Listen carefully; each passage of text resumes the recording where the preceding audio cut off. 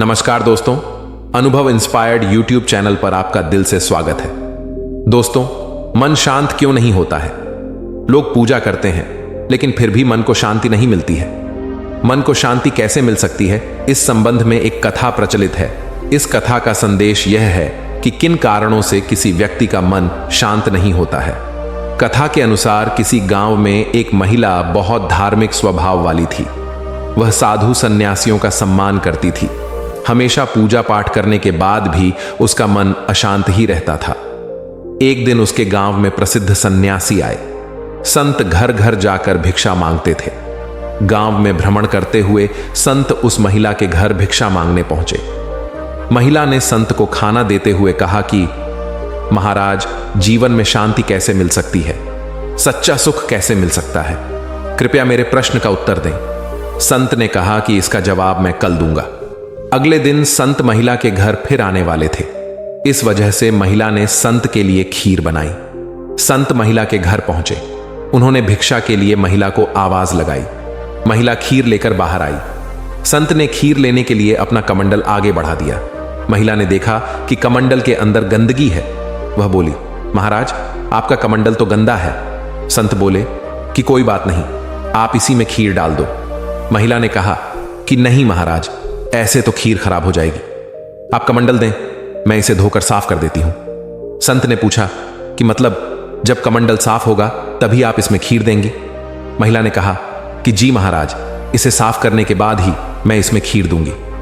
संत ने कहा कि ठीक इसी तरह जब तक हमारे मन में काम, क्रोध, लोभ, मोह, बुरे विचारों की गंदगी है, तब तक उसमें ज्ञान कैसे डाल सकते हैं? अगर ऐसे मन में ऐसी गंदगी पड़ी रहेगी तो उसमें उपदेश अपना असर नहीं दिखा पाएंगे। इसीलिए उपदेश सुनने से पहले हमें हमारे मन की इन बुराइयों को दूर करना होगा। इन बुरी बातों की वजह से ही मन शांत नहीं होता है। जब ये बुराइयां दूर होंगी तो उपदेश का असर जल्दी होगा। इन बुराइयों को छोड़ने के बाद ही शांति मिल सकती है। तभी हम ज्ञान की बातें ग्रहण कर सकते हैं। पवित्र मन वाले ही सच्चा सुख और आनंद प्राप्त कर सकते हैं। बुजुर्गों का ज्ञान हमें परेशानियों से बचा सकता है, लेकिन एक राजा को बूढ़े पसंद नहीं थे। उसने मंत्री को आदेश दिया कि राज्य के सभी बूढ़ों को मृत्यु दंड दे दो। घर के वृद्ध लोगों का अनुभव हमारी बड़ी बड़ी समस्याओं को भी सुलझा सकता है। इनका हमेशा सम्मान करना चाहिए। लेकिन एक लोक कथा के अनुसार पुराने एक राजा ऐसा था जो बूढ़ों को पसंद नहीं करता है।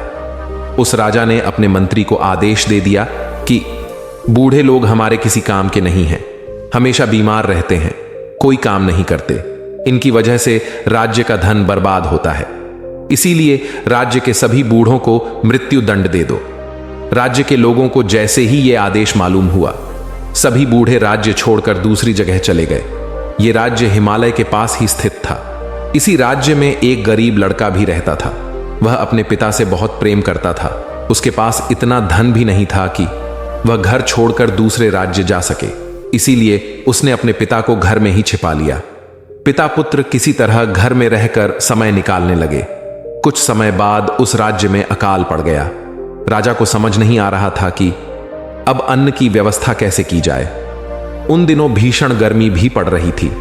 गरीब लड़के ने अपने बूढ़े पिता से अकाल से निपटने का उपाय पूछा। उसके पिता ने कहा कि राज्य से कुछ ही दूर ही हिमालय स्थित है। गर्मी से हिमालय की बर्फ पिघलने लगेगी और वह पानी उस राज्य की ओर बहता हुआ आएगा।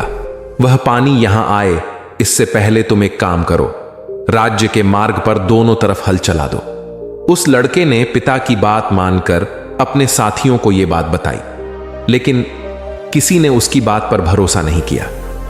तब लड़के ने अकेले ही रास्ते पर दोनों तरफ हल चला दिया। कुछ ही दिनों के बाद गर्मी बढ़ने से हिमालय का पानी राज्य के रास्ते पर आने लगा। कुछ सप्ताह बाद ही राज्य की सड़कों पर दोनों ओर अनाज के पौधे उग आए। जब ये बात राजा को मालूम हुई तो उस गरीब लड़के को दरबार में बुलवाया गया। राजा ने लड़के से पूछा कि ये अनाज उगाने का ये तरीका तुम्हें किसने बताया? लड़के ने कहा कि महाराज, ये उपाय मेरे पिता ने बताया था। आपने जब बूढ़ों को मारने का आदेश दिया था तो मैंने उन्हें अपने घर में छिपा लिया था। यह सुनकर राजा ने उस बूढ़े व्यक्ति को भी दरबार में बुलवाया। बूढ़े व्यक्ति ने राजा से कहा कि महाराज, हमारे राज्य से लोग अपने खेतों से अनाज अपने घर ले जाते थे और कुछ लोग दूसरे राज्य अनाज बेचने जाते थे, तो अनाज के कुछ दाने रास्ते के दोनों ओर गिर जाते थे। जब मेरे बेटे ने रास्ते की दोनों तरफ हल चलाया और हिमालय का पिघला हुआ पानी वहां पहुंचा, तो वो दाने अंकुरित हो गए और अनाज उग गया। बूढ़े व्यक्ति की ये बात सुनकर राजा को अपने आदेश का बहुत पछतावा हुआ और राज्य से गए हुए सभी बूढ़े लोगों को वापस अपने राज्य में बुलवा लिया। इस प्रसंग की सीख यही है कि माता पिता और अन्य वृद्ध लोगों का अनुभव हमें सभी तरह की समस्याओं से बचा सकता है। इनका हर हाल में सम्मान करना चाहिए। जैसी हमारी सोच होती है वैसे ही हम काम करते हैं, इसलिए सकारात्मक सोच रखनी चाहिए। पुराने समय का एक किस्सा है। किसी गांव में एक व्यक्ति को गांव के सभी लोग अशुभ मानते थे। गांव के लोगों की सोच उस व्यक्ति के लिए नकारात्मक बन गई थी। पूरे गांव में यह बात फैल गई कि सुबह सुबह इस व्यक्ति का चेहरा देख लेते हैं तो पूरा दिन बर्बाद हो जाता है। लोग उस व्यक्ति को गांव से भगाने की कोशिश करने लगे। जब यह बात वहां के राजा को मालूम हुई तो राजा ने उस व्यक्ति को अपने महल ही रहने के लिए कह दिया, क्योंकि राजा खुद इस बात को परखना चाहता था कि वह व्यक्ति अशुभ है या नहीं। अगले दिन राजा ने सबसे पहले उस व्यक्ति का चेहरा देखा जिसे सभी अशुभ मान रहे थे। उस दिन सुबह से शाम तक राजा को खाना ही नहीं मिला। वह पूरे दिन काम में व्यस्त रहा और उसे भूखे रहना पड़ा। शाम होते होते तो राजा ने भी ये मान लिया कि यह व्यक्ति सचमुच अशुभ है, इसकी वजह से मुझे दिन भर भूखा रहना पड़ा। राजा ने उस व्यक्ति को मृत्यु दंड दे दिया। तभी राजा के विद्वान मंत्री ने राजा से पूछा कि आप इस निर्दोष को मृत्यु दंड क्यों दे रहे हैं? राजा ने कहा कि पूरा गांव इसे अशुभ मानता है और आज मैंने भी इसकी परीक्षा ली तो मुझे समझ आया कि यह व्यक्ति तो सचमुच अशुभ है। आज सुबह मैंने इसका चेहरा देखा था, मुझे दिन भर खाना नहीं मिला है। मंत्री ने कहा कि राजन क्षमा करें, लेकिन इस व्यक्ति ने तो आज सुबह सबसे पहले आपका चेहरा देखा था। आपको तो सिर्फ खाना नहीं मिला है, लेकिन इस व्यक्ति के सामने तो प्राणों का संकट खड़ा हो गया है। अब आप ही सोचिए कौन ज्यादा अशुभ है। यह बात सुनते ही राजा को समझ आ गया कि मंत्री सही बोल रहा है। मंत्री ने आगे कहा कि राजन, किसी भी व्यक्ति का चेहरा अशुभ नहीं होता है। चेहरा तो ईश्वर की देन है, अशुभ तो हमारी सोच है। सोच जैसी होगी हमें दूसरे लोग भी वैसे ही दिखाई देंगे। राजा को मंत्री की बातें समझ आ गईं और राजा ने उस व्यक्ति को छोड़ दिया। मंत्री की राजा को सीख इस किस्से में मंत्री ने राजा को समझाया कि हमारी सोच नकारात्मक होगी तो हमें हर जगह नकारात्मकता ही दिखाई देगी। जब हम सकारात्मक सोचने लगते हैं तो सारी बातें सकारात्मक हो जाती हैं। इसलिए हमें अच्छा सोचना चाहिए और बुरे विचारों से बचना चाहिए। एक बार की बात है, राजा ने संत से कहा कि मैं आपको गांव और राजमहल दान में देता हूं। संत बोले कि ये तो प्रजा के हैं। तब राजा ने खुद को सेवक बनाने की बात कही। कभी भी अपनी धन संपत्ति के लिए घमंड नहीं करना चाहिए, इसकी वजह से अपमानित होना पड़ सकता है। अहंकार की वजह से घर, परिवार और समाज में अपमानित होना पड़ सकता है। पुराने समय में रावण और दुर्योधन जैसे महायोद्धा भी अपने घमंड की वजह से खत्म हो गए। जानिए, इस बुराई से जुड़ी लोक कथा प्रचलित है। लोक कथा के अनुसार पुराने समय में एक राजा बहुत ही धार्मिक प्रवृत्ति का था। उसने अपने जन्मदिन पर सोचा कि मेरे पास इतनी धन संपत्ति है, मैं किसी का भी जीवन बदल सकता हूं, इसीलिए आज किसी एक व्यक्ति की सारी इच्छाएं पूरी करूंगा। राज्य की प्रजा राजा को शुभकामनाएं देने के लिए राजमहल पहुंची। प्रजा के साथ एक संत भी राजा को बधाई देने के लिए आए थे। राजा संत से मिलकर बहुत प्रसन्न हुआ। उसने संत से कहा कि गुरुदेव, मेरे पास अपार धन संपदा है, आज मैं आपकी सभी इच्छाएं पूरी करूंगा। आप जो चाहें मुझसे मांग सकते हैं, मैं आपकी हर बात पूरी करूंगा।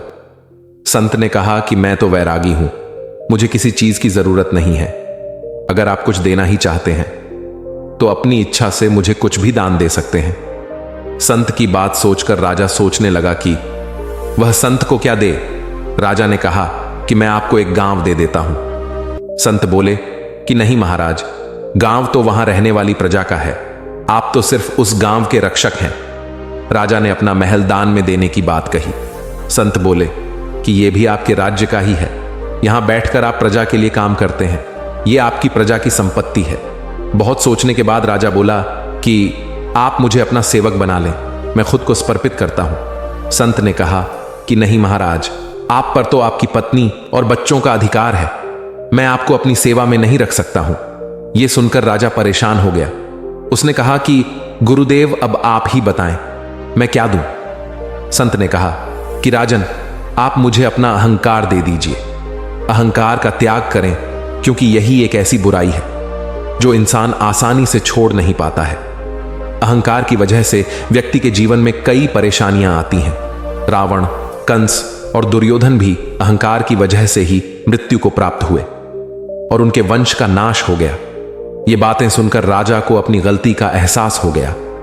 वह अपनी धन संपत्ति पर घमंड कर रहा था। राजा ने संत से क्षमा मांगी और इस बुराई को छोड़ने का वचन दिया। सुखी जीवन का सूत्र। एक व्यक्ति ने संत से कहा कि मुझे कोई ऐसा उपदेश दें जो मुझे जीवन भर याद रहे। मैं आपके प्रवचन सुनने रोज नहीं आ सकता। कोई भी मरने के बाद अपने साथ कुछ नहीं ले जा सकता, इसीलिए कभी भी गलत काम नहीं करना चाहिए। मृत्यु अटल सत्य है और एक दिन सभी मृत्यु को प्राप्त होंगे। मरने के बाद कोई भी व्यक्ति अपने साथ कुछ भी नहीं ले जा सकता है, इसीलिए गलत काम करने से बचना चाहिए। जो लोग इस बात का ध्यान रखते हैं वे जीवन में कभी दुखी नहीं होते हैं। इस संबंध में एक लोक कथा प्रचलित है। कथा के अनुसार पुराने समय में एक दुखी व्यक्ति विद्वान संत के पास पहुंचा और बोला कि गुरुदेव, मुझे कोई ऐसा सूत्र बताएं जो मुझे जीवन भर याद रहे और मेरी सारी समस्याएं खत्म हो सकें। मेरे पास इतना समय नहीं है कि मैं रोज आपके प्रवचन सुनने यहां आऊं। संत ने उसकी बात ध्यान से सुनी और कहा कि ठीक है, मेरे साथ चलो। संत के साथ ही वह व्यक्ति भी चल दिया। संत उस व्यक्ति को लेकर श्मशान पहुंचे। उस व्यक्ति ने पूछा कि गुरुजी, आप मुझे ये कहां लेकर आ गए हैं? संत ने कहा कि हम यहां कुछ देर रुकेंगे। थोड़ी ही देर में एक धनी व्यक्ति की अर्थी वहां आई और उसके कुछ देर बाद एक गरीब व्यक्ति की अर्थी लेकर कुछ लोग पहुंचे।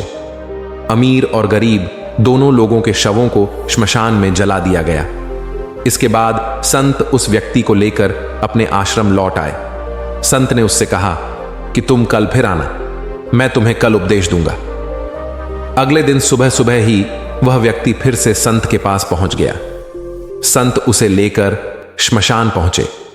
संत ने अमीर की चिता से एक मुट्ठी राख उठाई और एक मुट्ठी राख गरीब की चिता से उठाई। दोनों मुट्ठियों की राख दिखाते हुए संत ने कहा कि ये देखो, अमीर हो या गरीब, दोनों एक समान हैं, दोनों में बिल्कुल भी अंतर नहीं है। इसीलिए हमें धन कमाने के लिए कभी भी गलत काम नहीं करना चाहिए। निजी स्वार्थ में दूसरों को कष्ट नहीं देना चाहिए, क्योंकि मृत्यु के बाद कोई भी व्यक्ति अपने साथ कुछ भी ले जा नहीं सकता है। संत की बातें सुनकर व्यक्ति को सुखी जीवन का एक ऐसा सूत्र मिल गया था जिसने उसकी सारी समस्याओं को हल कर दिया। उसने संत से कहा कि आपका ये ज्ञान मैं जीवन भर याद रखूंगा और कभी भी गलत काम नहीं करूंगा।